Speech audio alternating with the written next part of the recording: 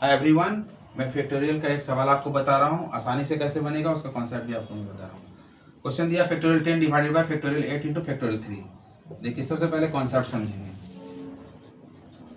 Concept क्या है?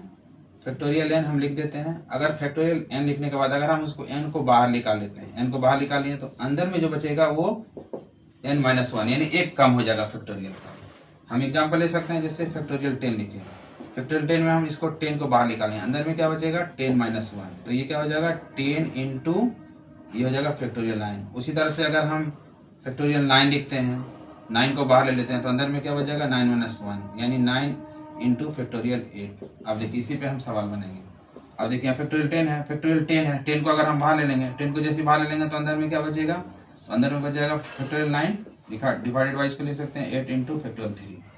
अब देखिए 10 इंटू फैक्टोरियल 9, फैक्टोरियल 9 है तो 9 बाहर ले लिए तो अंदर में क्या बचा फैक्टोरियल 8। हम लिख सकते हैं 9 को बाहर ले लिए तो अंदर में बचा फैक्टोरियल 8 डिवाइडेड बाई ये हो गया फैक्टोरियल 8 इंटू फैक्टोरियल 3।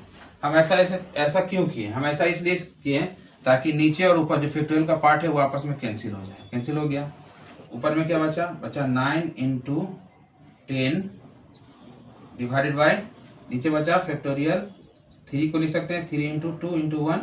इसको सॉल्व कर देते हैं, 3 जा कट गया, ये 2 5 जा कट गया, तो आंसर आ गया 5 3 जा 15/1 यानी 15। इस तरह से फैक्टोरियल का सवाल आसानी से हम सॉल्व करते हैं।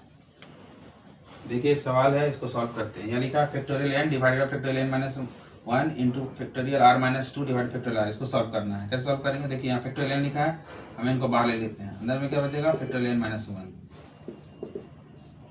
अब देखिए यहाँ पे r-2 लिखा है, यहाँ पे r लिखा है, फैक्टोरियल r-2 रहने देते हैं।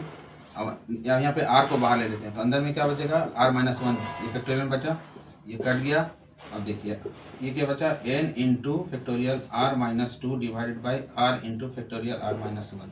अब देखिए यहाँ पे कैसे सॉल्व करेंगे?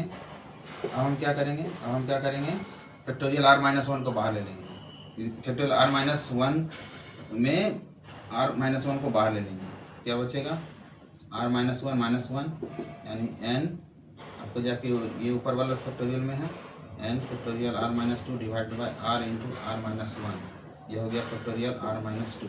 देखिए ये कैंसिल हो गया यानी आंसर हो गया n divided by r into r-1। इस तरह से सॉल्व करते हैं फैक्टोरियल का सवाल।